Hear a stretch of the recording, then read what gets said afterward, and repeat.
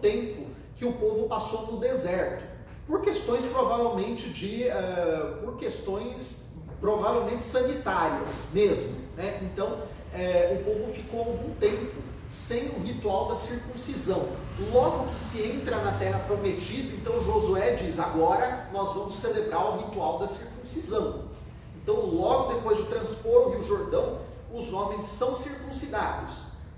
E em seguida se celebra a primeira Páscoa dentro da terra prometida. Então eles fazem toda a festa da Páscoa. E nessa festa da Páscoa é que para de cair do quê?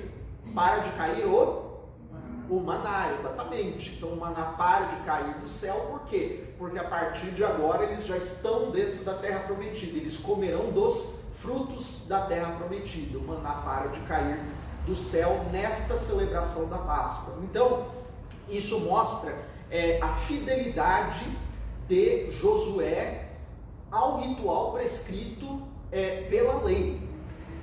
Isso é muito importante a gente se lembrar, por quê?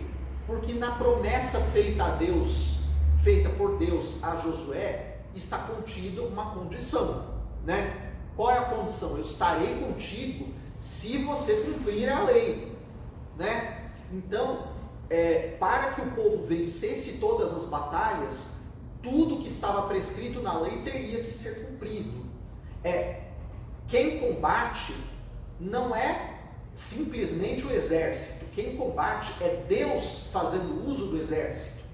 E para que o exército tenha bom êxito, o exército tem que estar o quê? Ele tem que estar sincronizado com aquilo que Deus pede. A gente vai ver ao longo de todo o resto do Antigo Testamento que durante as vezes em que o povo comete alguma falta grave, Deus vai retirar o seu amparo. E a gente vai ver como que isso vai se tornando cada vez mais grave e cada vez mais penoso, que é o jeito que Deus escolhe, é o jeito que Deus elege para mostrar que sem o apoio dele nós não conseguimos fazer nada, né? O próprio Cristo diz, né, no Evangelho de São João, se não me engano, né, sem mim nada podeis fazer, né? Isso sempre foi verdade, né? Então, quando a gente lê o Antigo Testamento, a gente deve ler com esses olhos, né? Deus falava a mesma coisa para o seu povo: sem mim nada podeis fazer. Então, vocês celebrem a circuncisão e celebrem a Páscoa, porque eu vou prover para vocês aquilo de que vocês necessitam. E eles fazem isso, realmente. E depois, eles celebram os rituais e finalmente eles vão se dirigir para a tomada de Jericó, que é bastante interessante, a tomada de Jericó. Eu não sei se vocês já viram em alguma paróquia, faixas escrito dia tal cerco de Jericó. Já viram? Já, né? Deve ser algum dia. Eu nunca fui em nenhum cerco de Jericó, mas provavelmente é um dia de orações muito intensas, né? Com intenções muito específicas e tal. E isso tem a ver, né? Isso é feito, os tais cercos de Jericó, eles são feitos tendo como referência esse evento histórico da tomada de Jericó, que foi muito marcante. Ele marca a primeira grande vitória do povo de Israel diante dos seus inimigos. Então vejam só como que Deus manda que Josué faça para tomar Jericó. Então veja só, o Senhor disse a Josué: vê, entreguei-te Jericó, seu rei e seus valentes guerreiros.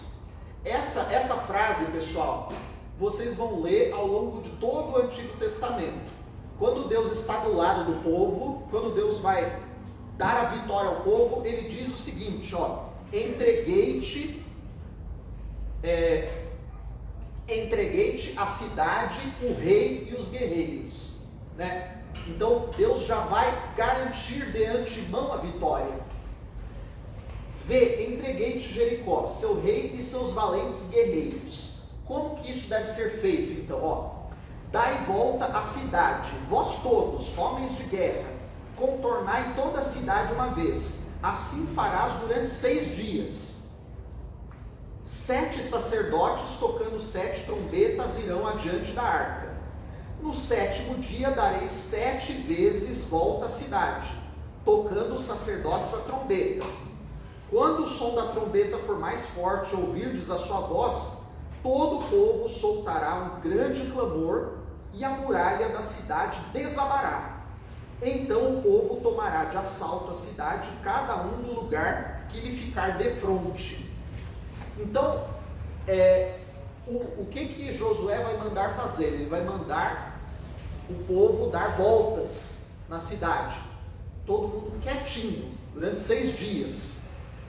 No 7º dia eles vão dar 7 voltas, e ao final das 7 voltas, aí só eles vão dar um grande grito, e aí quando eles dão um grito, né, as muralhas da cidade desabam, né? As muralhas da cidade desabam e cada soldado consegue entrar por um vão ali do desabamento. E aí eles tomam a cidade.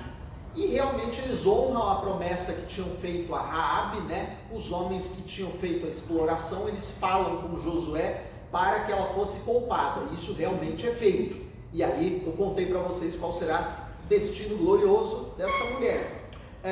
Agora, vai acontecer uma coisa importante aqui. O que Deus manda que os israelitas façam ao tomarem Jericó? Ele manda que eles destruam toda a cidade, que eles não deixem pedra sobre pedra. A cidade de Jericó, ela é jogada ao anátema. Vocês já ouviram essa palavra anátema, não é? Muito bem, ela aparece, ou costumava aparecer, né? Costumava aparecer nos concílios da igreja, né? E o que é o anátema?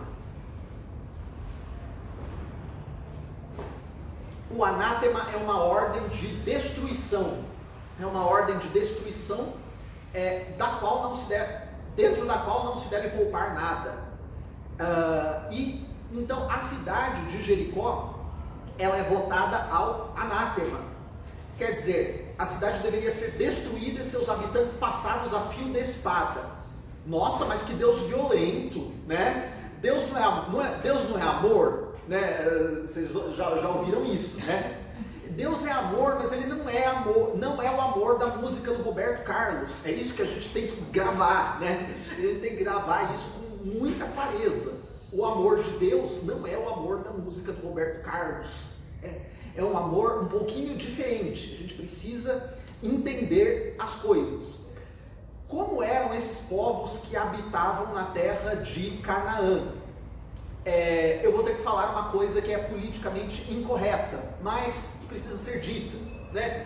O politicamente correto, a gente sabe que, resumindo a história, ele é feito para quê? Ele é feito para amordaçar a Igreja Católica. É para isso que existe o politicamente correto. É para que a Igreja Católica não possa falar que o certo é certo e o errado é errado. É para isso que existe, né? Então, o politicamente correto, ele começa onde? Ele começa amordaçando aquele pessoal das seitas protestantes, né? Aquele pessoal que fala vários absurdos, etc. Por quê? Porque aí a opinião pública bate palma, né? Mas aí aos poucos o cerco vai fechando, né? Até chegar onde? Até chegar onde eles querem, que é impedir que a Igreja Católica cumpra a sua função, que é de falar que o certo é certo e o errado é errado, né? Então é para isso que existe o politicamente correto. Resumo da obra. Então, o politicamente correto diz o quê? Que todas as religiões são lindas e têm que ser respeitadas, né?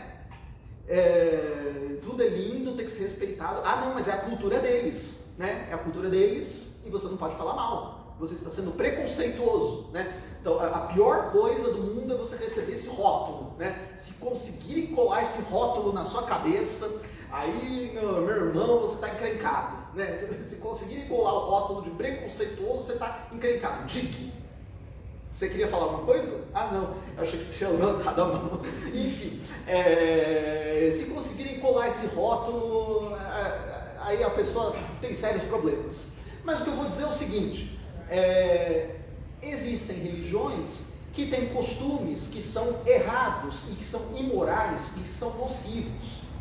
Os povos que habitavam ali na terra de Canaã, eles tinham costumes extremamente nocivos, extremamente cruéis do ponto de vista religioso. Eles praticavam, entre outras coisas, sacrifícios humanos. Eles praticavam, entre outras coisas, uma coisa chamada prostituição ritual, né? Vocês já ouviram falar de prostituição ritual, né? Determinadas mulheres, elas são consagradas, entre aspas, para se prostituírem em honra de uma determinada divindade, né? Então são povos que praticavam atos extremamente cruéis e imorais, rotulando-os de sagrados. Então o que Deus faz? Deus chega a um determinado momento em que Deus vai dizer, né, isso aparece muito no Antigo Testamento, tal povo, né, ou tal cidade preencheu a medida das suas abominações, né? É isso que Deus vai falar quando ele resolve destruir Sodoma e Gomorra, né? Olha, o clamor de Sodoma e Gomorra subiu até mim. Eles terminaram de preencher, né, preencher a medida das suas abominações. É a mesma coisa que vale ali para a cidade de Jericó. Quer dizer, a paciência de Deus, ela é muito grande, mas chega um momento que ela se esgota. E aí é o caso ali com Jericó. É o caso com muitos dos povos ali da Terra Prometida, os chamados cananeus. Eles praticavam coisas extremamente cruéis, extremamente abomináveis. Então Deus vai se valer do seu povo como o quê? Como punição para essas pessoas que estavam fazendo essas coisas. Na aula passada, eu queria só aproveitar uma coisa importante. Me perguntaram a respeito do destino eterno das pessoas que morriam no Antigo Testamento. Mas sei lá, Deus manda que Israel passe todo mundo ao fio da espada? Quer dizer que todas essas pessoas foram para o inferno? Resposta: não necessariamente. Vocês se lembram, primeiro, que Jesus Cristo, quando ele morre, ele desce à mansão dos mortos e ele traz várias pessoas que estavam ali na mansão dos mortos, esperando justamente serem levadas para o céu. E essas pessoas eram pessoas de todos os povos. Santo Tomás de Aquino, ele diz o seguinte, ele diz que nunca na história da humanidade faltou aos homens, em nenhum lugar do mundo, nunca faltaram os meios de salvação. Então, quer dizer, vamos supor, mesmo que numa cidade como essa, onde os hábitos eram extremamente corrompidos, você pode ter gente que não entrava nessa, pode ter gente que não praticasse aqueles hábitos corrompidos, e essas pessoas, elas possivelmente foram salvas. Lembre-se de Santo Tomás de Aquino, olha, em todo lugar, né, em todas as épocas, nunca faltaram, Deus é bom, né, nunca faltaram os meios de salvação. Então vamos supor uma cidade dessas que Deus mandou que todos fossem fisicamente exterminados. O fato deles serem fisicamente exterminados não significa que todos eles desceram para o inferno. Isso aí que vocês têm que lembrar, né? Deus é bom, então pode ser que algumas pessoas ali, né, que não praticavam aquelas coisas, aquelas abominações, que não prostituíram seu coração para o lado ruim, tenham sido salvas, né? E aí eles foram lá para a mansão dos mortos até Jesus Cristo descer e levá-los para o céu, né? Então, lembrem-se disso, né? A misericórdia de Deus, ela está presente. O mesmo vale para os homens que viviam que viviam no tempo do dilúvio. Isso é outra coisa que nós temos que nos lembrar. Só Noé e sua família se salvam fisicamente do dilúvio, mas isto não significa que todos os homens que morreram afogados pelo dilúvio desceram direto para o inferno. Não significa. Pode ser, e é provável que alguns deles, ao verem aquele caos que estava acontecendo com o dilúvio, tenham caído em si, né, percebido o mal que tenham feito, né, e falaram: nossa, olha o que eu fiz com a minha vida. Se arrependeram e antes de morrerem fisicamente, foram justificados. E aí Jesus Cristo, ao descer para a mansão dos mortos, os levou para o céu. Então lembrem-se disso, né? Alguém ser fisicamente eliminado no Antigo Testamento não significa, não é sinal automático de condenação eterna. Isso uma pessoa me perguntou isso no fim da aula passada, então eu achei importante lembrá-los disso. Então, a cidade de Jericó, o que acontece? ela sofreu um anátema, uma condenação de eliminação física. Então, todo mundo tem que ser passado ao fio de espada. E aí, realmente, o povo de Israel passa todo mundo ali ao fio de espada. Na sequência, Josué, então, vai continuar com a sua campanha de conquista. E aí, ele vai se dirigir para tomar uma outra cidade. Uma outra coisa importante. O anátema contra Jericó ele foi tão forte que Josué disse que a cidade não poderia ser reconstruída e que aquele que reconstruísse Jericó perderia o seu filho, o filho morreria. Isso vai acontecer ainda no Antigo Testamento. Um rei muito malvado, né, que a gente vai ver mais para frente, chamado Acabe, vai mandar que Jericó seja reconstruída. E aí o homem que vai lá reconstruir Jericó, ele sofre lá essa punição que já tinha sido prevista, né? O filho dele morre. Então, quer dizer, as proibições que Deus faz, né, a gente vê no Antigo Testamento, uma por uma sendo violada, né? É a história das infidelidades progressivas do povo. Muito bem. Então Josué, ele se dirige para uma outra cidade. Eu não sei como pronuncia o nome dessa cidade. Ela se escreve H-A-I. Eu pronuncio Ai. Eu não sei. Alguém aí sabe a pronúncia dessa cidade? Eu nunca ouvi ela sendo pronunciada. Então, ele se dirige para conquistar essa cidade chamada Ai. H-A-I. É assim que escreve. E ele manda alguns exploradores para essa cidade. E eles voltam dizendo, a cidade é fraquinha, eu acho que com uma tropa de 3.000 homens, a gente acha que com uma tropa de 3.000 homens, a gente já consegue vencer, né? Então, o senhor nem precisa se ocupar disso, mande uma tropa auxiliar, né? Escolha aí 3.000 homens iniciantes, neófitos, e mande-os para tomar Ai, que a coisa tá fácil aí, comparado com Jericó, né, que foi barra pesada, né, que era uma cidade fortificada, bastante bem protegida, etc. Essa aí vai ser sopa no mel.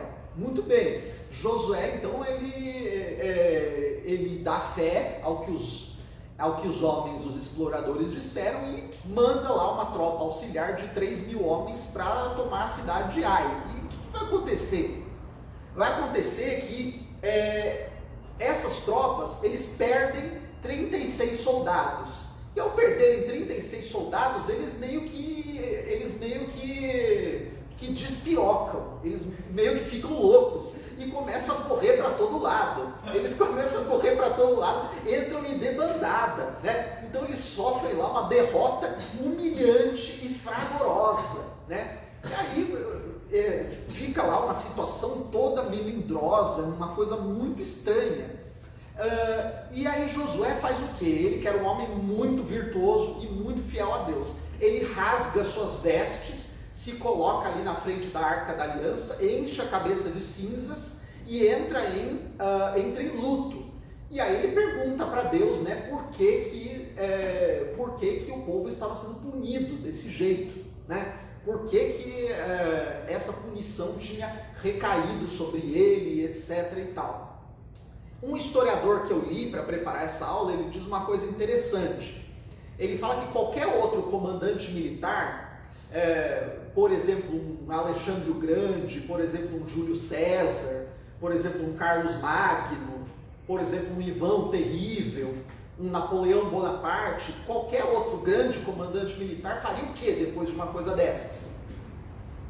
Qualquer outro, exatamente, qualquer outro pegaria um exército muito maior, né, iria lá e passaria o trator em cima, né, falaria, olha, agora vocês vão ver, né, então mandaria bala, né, e isso seria o que qualquer grande comandante militar faria. Josué não faz isso, ele vai fazer o quê? Ele vai se colocar diante de Deus, ele percebe na hora que aquilo é o quê? Aquilo ali tem a mão de Deus envolvida, é algum problema que aconteceu ali na relação deles com Deus, e Deus vai revelar o que aconteceu. Um dos homens, durante a tomada de Jericó, fez o quê? desrespeitou a ordem de anátema, que tinha sido dada para o exército ao tomar a cidade. Então o que esse homem, um homem chamado Acã, tinha feito? Esse homem, ele roubou um manto, um pouco de ouro e um pouco de prata ali da cidade. Ele não se aguentou, ele falou assim, essas coisas são muito bonitas, eu vou levá-las para minha tenda, eu não vou queimar que nem eles estão mandando. Então ele leva essas coisas e cava um buraco e esconde ali na sua tenda. Então é revelado para Josué o seguinte, olha, um homem do exército, ele cometeu essa falha, esse pecado mortal. Por quê? Porque ele desrespeitou a minha ordem de anátema. Então esse homem, ele precisa ser o quê? Ele precisa ser punido para que o povo volte a vencer. Vocês precisam retirar essa mancha do meio de vocês. Então olha só que pesada coisa. E como que essa pessoa ia ser revelada? Essa pessoa ia ser revelada tirando a sorte. Olha que interessante. Então é tirada a sorte entre os homens do exército, e a sorte recai exatamente sobre esse aí, esse chamado Acã. E aí ele confessa o que fez. Ele fala, realmente, eu peguei lá o manto, eu peguei lá o ouro, eu peguei lá a prata. E aí ele mostra lá na cabana dele e acha a prova do crime. Então ele é condenado ao quê? Ele é condenado a morrer apedrejado. Ele é lançado para fora do acampamento do povo e ele é apedrejado. E tudo que pertencia a ele, todas as posses dele são queimadas. Tudo isso é queimado. Olhem só que punição grave, né? Por quê? Porque ele desrespeitou uma regra muito clara, que foi a interdição do anátema.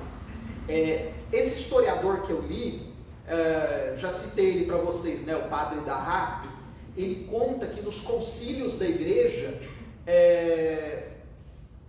depois que terminavam os grandes concílios da igreja, havia uma sessão em que se pronunciavam as sentenças de anátema.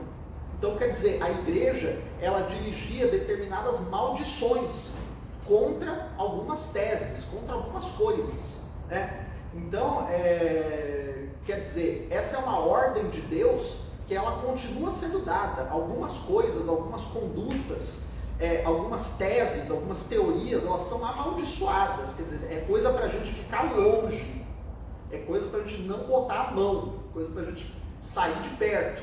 Hoje em dia, qual que é a tendência que a gente vê, aí nos meios da igreja?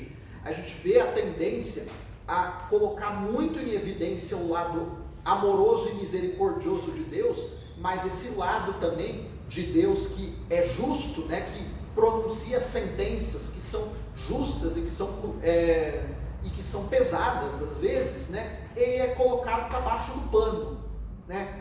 Então, a gente sabe, né, o amor sem a justiça, ele se transforma no quê? Ele se transforma no vale tudo, no pode tudo, né? Então, por isso que a gente vê que o nosso mundo está tão desorientado, né? Porque a igreja, entre vários motivos, né, ela não está conseguindo exercer o seu papel de falar em alto e bom som o que é certo e o que é errado, né? Então, é uma situação muito complicada. Então, lendo esses livros do Antigo Testamento, a gente percebe isso de maneira muito clara. Depois que esse homem é punido, depois que esse homem é morto, e tudo que pertence a ele é riscado, é mandado para fora, aí o povo de Israel consegue vencer facilmente a batalha contra essa cidade chamada Ai. E o Josué vai inclusive impor uma punição muito grave ao rei dessa cidade.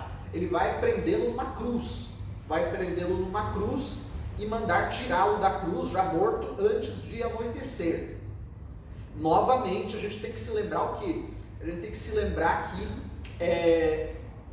esses reis da terra de Canaã, eles eram homens que praticavam coisas muito cruéis e muito violentas. Então essas punições que eles sofrem, é difícil para nós que vivemos no mundo do politicamente correto, né, percebermos isso, mas são punições justas.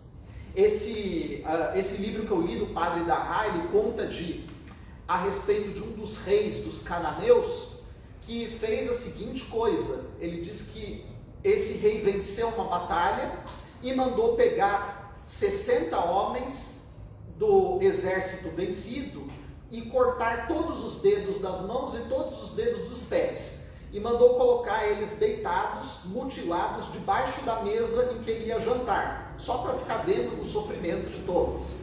Então, quer dizer, o rei conta que ele fez isso e conta se gabando, né? Olha como eu sou poderoso e olha como eu sou legal, né? Então a gente vê que eram homens que tinham descido no nível do vício, assim, muito, muito fundo, muito fundo. Então, ao serem punidos de maneira exemplar, pelo povo de Israel, Deus está usando o seu povo como instrumento para punir homens extremamente cruéis, né?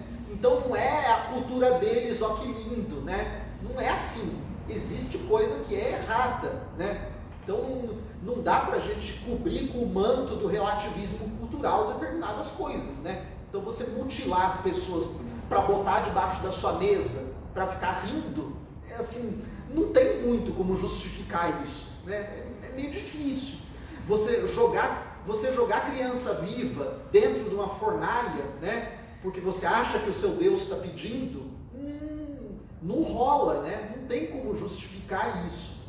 Então, quer dizer, para alguém que desceu nesse nível, né? Nesse nível de vício, nesse nível de corrupção moral, é muito difícil você tratar na base do, vem cá, vamos discutir, né?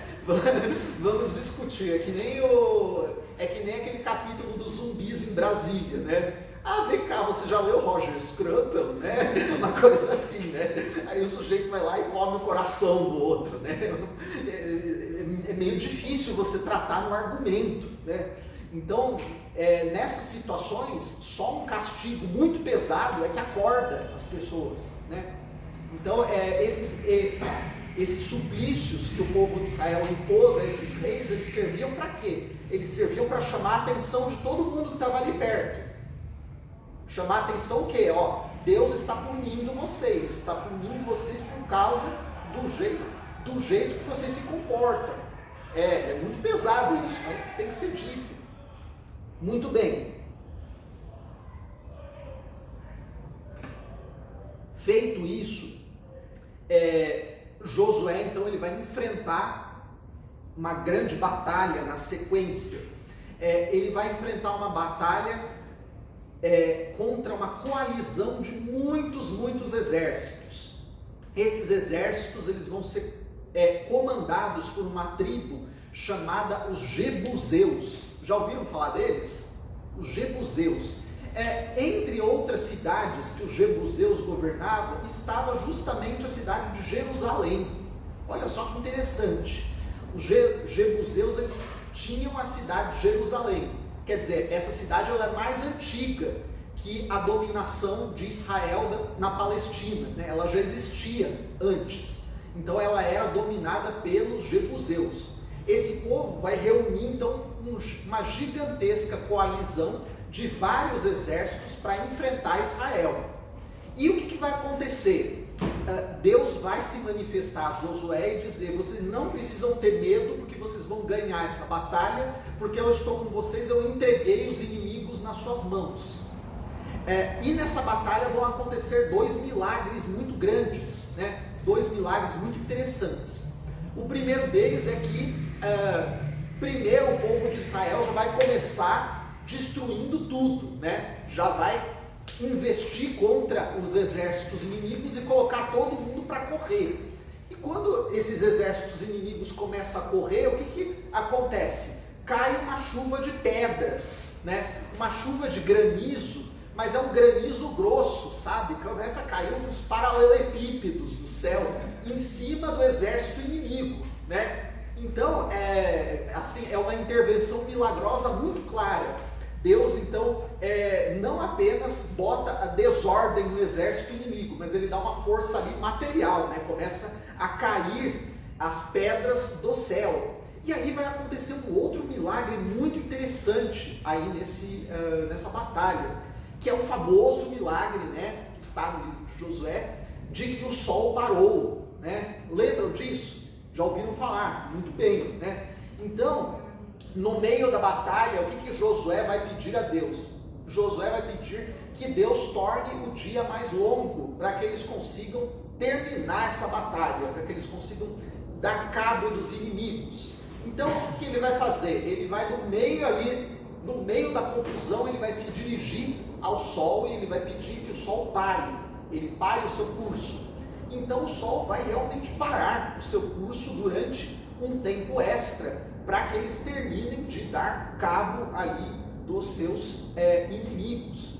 Essa história aí do sol parou, né? Ela foi assim o cavalo de batalha dos iluministas, né? Os iluministas, eles usam essa história ali do livro de Josué para atacar a Bíblia, né? Para dizer que é mentira, para dizer que Galileu provou que é falso, né? Então os iluministas diziam, não, o sol não pode parar, porque é a Terra que gira em torno do sol, né? Então era esse tipo de coisa que no século XVIII se falava, né?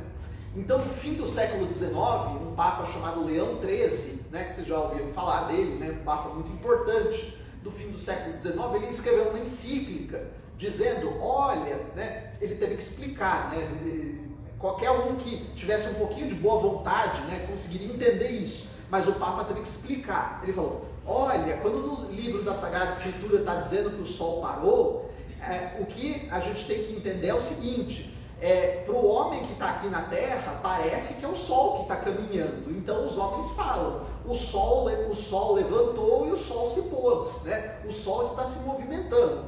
Para o homem que está aqui na Terra, ele fala como se o sol estivesse se mexendo. A ciência já mostrou que, na realidade, é a Terra que está se movendo.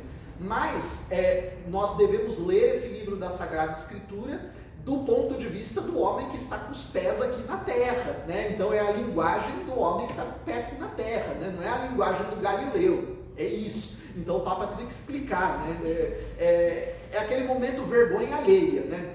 O momento vergonha alheia que o Papa tem que escrever uma encíclica para explicar isso, né? Porque os cientistas, os iluministas, o pessoal da Academia Francesa, não sei o que lá, estava dizendo, mas não, o sol não pode parar porque é a Terra que gira, não é o sol que se mexe.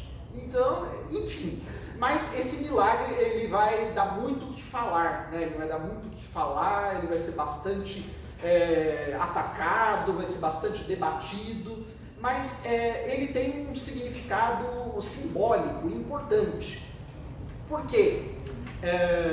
Claro, ele manifesta que realmente Deus estava do lado de Josué, que Deus estava tão do lado de Josué que deu a ele um poder de dar uma ordem para um elemento natural, né? Então isso é um ponto muito importante.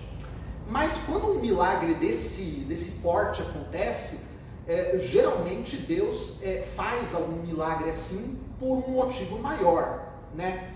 E Deus provavelmente fez esse milagre, né, nesse momento, porque se tratava de uma batalha pela cidade de Jerusalém, né? E a cidade de Jerusalém, ela vai ser tão importante para o povo escolhido, né? Para o povo eleito.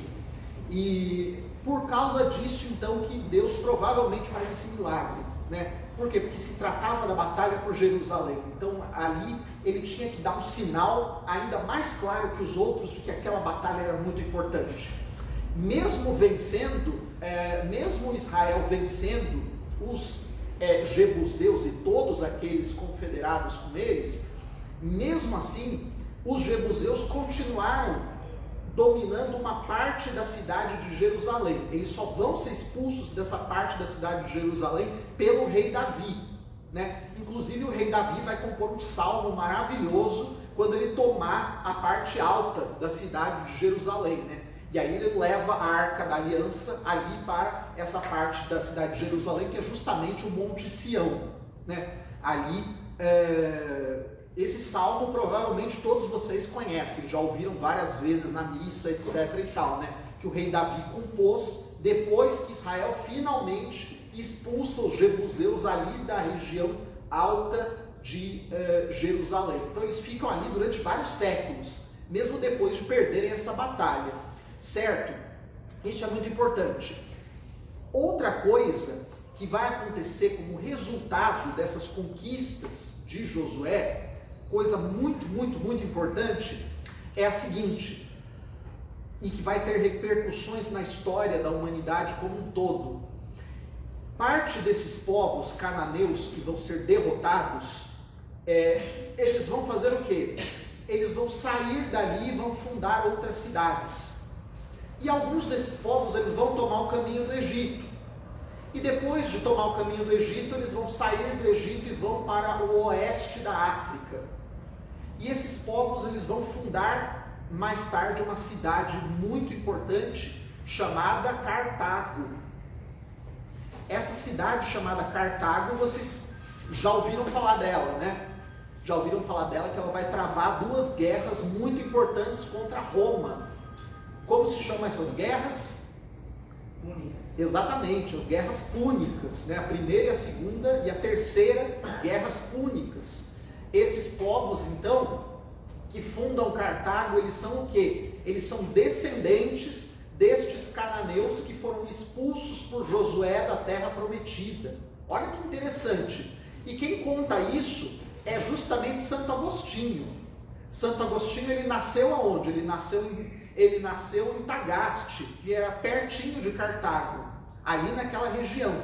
E ele dizia, né, Santo Agostinho conta, que os camponeses ali do interior do país dele, quando ele perguntava de onde que vocês são, eles se diziam, nós somos cananeus. Então, quer dizer, eles eram descendentes daqueles povos que tinham sido expulsos por Josué da terra prometida, falavam a mesma língua, eram da mesma raça, né? Então, vejam só que interessante como é a ação providencial de Deus na história, né? Esses povos são quem? São os fenícios, né? São os fenícios que, ao serem expulsos dali, eles vão difundir por todo o mundo, inclusive parte da história que eles vão receber do próprio povo de Israel, né? Então, coisas, por exemplo, que os gregos, que nós vamos encontrar na filosofia grega, na mitologia grega, etc., os gregos recebem do Egito, mas recebem dos fenícios também. E o que eles recebem dos fenícios? Os fenícios receberam de Israel. Há uma tradição muito antiga, essa eu não sei se é verdadeira, eu teria que conferir na historiografia mais recente, que a escrita grega, ela tem origem fenícia. Isso é verdade, a escrita grega realmente ela tem origem fenícia, mas que os fenícios teriam recebido a escrita de Israel, né? Então, quer dizer, a escrita, o alfabeto fonético, ele teria origem em Israel via fenícios, passando para os gregos. Essa história eu não sei se é correta. O que eu tenho certeza até agora é que o alfabeto grego ele tem origem fenícia, mas não sei se os fenícios realmente receberam de Israel. De qualquer modo, eles receberam muita coisa de Israel, e muita coisa eles transmitiram para os gregos, e muitas coisas transmitiram para Cartago, e Cartago transmitiu para Roma, né? Então vocês veem que a história da antiguidade ela está toda interligada, né? As coisas não são compartimentos estanques. Deus age na história de maneira providencial.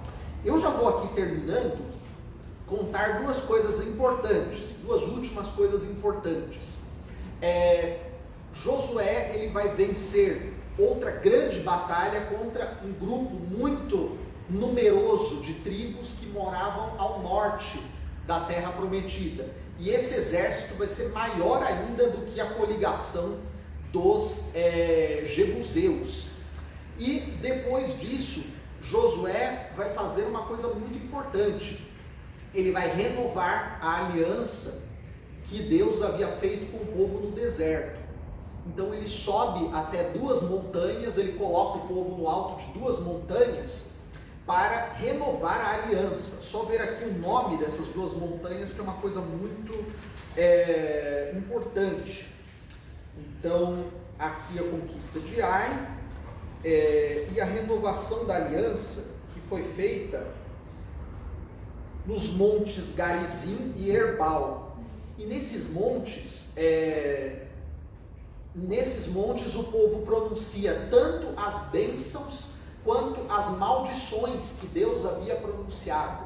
Então olha que interessante, essa renovação da aliança que aparece aqui no livro de Josué, ele antecipa muito uma prática que vai acontecer ao longo dos concílios da Igreja Católica, né? A Igreja Católica ela vai fazer de forma muito parecida como foi feita essa renovação da aliança por Josué no alto das duas montanhas. Então vão ser pronunciadas bênçãos de um lado e de outro lado maldições, né? Que isso aí é muito claro, Deus pronuncia, olha, isto é correto, isto é louvável, isto é incorreto, isso deve ser amaldiçoado, né? A única condição da gente ter justiça é a gente ter a clareza sobre essas duas coisas, né? Isso fica muito claro aqui nessa renovação da aliança por Josué, porque ele manda que o grupo que vai pronunciar as bênçãos suba numa montanha e o grupo que vai pronunciar as maldições suba na outra. Então, para a coisa ficar até espacialmente separada, né? Muito bem. Depois ele vai mandar que a Arca da Aliança ela se estabeleça numa cidade chamada Silo. Eu acho que é Silo que pronuncia. Nunca ouvi isso sendo falado. Eu só li nos livros. Então, se a pronúncia estiver errada, me desculpem.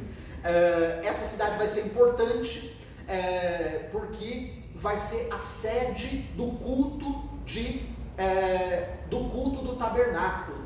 Porque a Arca da Aliança vai ficar ali e o sumo sacerdote vai ficar por ali. Então todo o povo vai ter que se reunir naquele local para celebrar as festas prescritas por Deus para serem celebradas ao longo do ano litúrgico, né? Nós falamos dessas festas na nossa formação a respeito da lei, né? Falamos que o povo tinha que se reunir para celebrar a festa da Páscoa, né? Claro, a festa dos tabernáculos. E também, eu esqueci a outra, são 3 grandes festas, né, que o povo tinha que se reunir todo naquela cidade para celebrar sob a presidência do sumo sacerdote. Então ele vai estabelecer ali o local da Arca da Aliança e o local do tabernáculo. Muito bem. E por fim, o que Josué vai fazer? Josué vai dividir a terra prometida entre as 12 tribos de Israel. Na verdade, ele vai dividir entre 9 tribos, porque 3 tribos já tinham recebido uma partilha aquém do Jordão. E essas 3 tribos, elas vão ajudar o povo a travar as suas batalhas subsequentes, mesmo já estando estabelecidas ali. Então depois elas vão ser inclusive recompensadas por isso. Então antes de morrer, o que Josué vai fazer? Josué vai dividir a terra prometida entre as 9 outras tribos de Israel. E quem tiver curiosidade, nessa Bíblia Ave Maria aqui que eu tenho, ela, no começo tem um mapa aí da terra prometida com a divisão entre as 12 tribos. Todas as tribos receberam ali uma partilha, com exceção, claro, da tribo de Levi. Vocês se lembram por quê, né? Porque a tribo de Levi, ela recebe a missão de cuidar do serviço sacerdotal, né? Então, como a tribo de Levi ela cuidava do serviço sacerdotal, ela tinha que estar espalhada por toda a terra prometida. Todos os territórios da terra prometida, eles tinham que ter os seus levitas, né? Por quê? Porque determinadas coisas relativas ao culto, determinadas práticas, elas precisavam dos levitas para serem feitas. Então tem algumas cidades especiais que elas são ocupadas pelos levitas, que são as chamadas cidades de refúgio. Vocês lembram que eu falei no dia que a gente falou a respeito da lei, que na lei mosaica se estabelecia que em algumas cidades haveria essa instituição chamada cidade de refúgio. Quer dizer, nessas cidades, as pessoas que forem acusadas injustamente de um homicídio, elas poderiam se refugiar nessas cidades e não serem mortas por aqueles que queriam vingar o homicídio. Então havia lá cidades de refúgio, e essas cidades eram especialmente adscritas aos levitas, né? Então Josué vai fazer essa partilha da terra prometida. E acontece aqui uma coisa muito interessante, que ele próprio, Josué, ele não escolhe para si mesmo nenhuma parcela da terra prometida. Qualquer outro comandante militar faria o quê depois de uma campanha tão bem sucedida? Colocaria a coroa na própria cabeça e falava, agora eu sou imperador, né? Agora eu sou imperador e a minha família vai governá-los até o fim dos tempos, né? Qualquer grande comandante militar faria isso. Josué não. Josué não escolhe para si nada. E aí os próprios israelitas, eles insistem que ele fique com uma cidade. Aí ele escolhe lá uma cidade e se retira para lá. Se retira para lá, faz um grande discurso para o povo, né? Um discurso que está aqui no final do livro de Josué, que é muito bonito, exortando o povo a permanecer fiel à lei, a permanecer fiel a Deus, a não se prostituir para os deuses estrangeiros, e dizendo que o povo inclusive precisaria muito permanecer fiel a Deus. Por quê? Porque boa parte da terra prometida ainda estava ocupada por tribos hostis e tribos inimigas. Isso é um ponto importante. Deus não vai deixar que Israel elimine totalmente as tribos inimigas. Por quê? Porque o povo tinha que estar sempre preparado para resistir, tanto fisicamente, às investidas que esses inimigos faziam contra eles, quanto espiritualmente. Por quê? Porque o povo precisava estar alerta para não cair nos cultos idolátricos. A gente vai ver nas nossas próximas formações que o que vai acontecer com o povo de Israel? Frequentemente eles vão fazer sacrifícios para os deuses estrangeiros, né? Eles vão cair nos cultos idolátricos. Então Deus vai fazer o quê? Deus mantém ali uma parte daqueles povos hostis para dizer, vamos dizer assim, para colocar o seu povo à prova, né? Como ele faz com todos nós, né? Todos nós, a nossa vida aqui nesse mundo é o quê? A nossa vida é a batalha espiritual, né? A gente está aí diante do quê? A gente está aí diante dos inimigos espirituais, né? Então os demônios estão circulando por aí, né?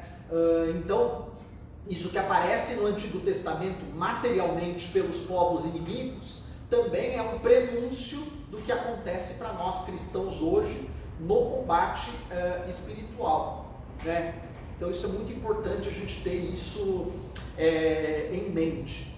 E depois disso, Josué vai morrer com 110 anos de idade, depois de uma carreira brilhante, né, vamos dizer assim, né? Depois de uma carreira brilhante, não vai se tornar imperador, não vai deixar uma dinastia governando o povo. E olha só que importante, na nossa próxima formação a gente vai começar a ver isso. O povo de Israel, Deus, ao introduzir esse povo dentro da terra prometida, Deus vai dar uma grande prova de confiança nesse povo. Por quê? Porque Deus não vai estabelecer um governante absoluto para o seu povo. Ele vai deixar que o povo governasse a si mesmo. Então, isso é uma coisa mais ou menos única na história, né? A gente vê um povo que é deixado para governar-se a si mesmo. Quer dizer, é uma grande prova de confiança que Deus dá ao seu povo. E Deus nos dá uma grande liberdade também, né? Depois que Ele nos dá uma grande graça no batismo, Ele nos torna livres, né? Então, olha, vocês têm uma grande liberdade aí nesse mundo.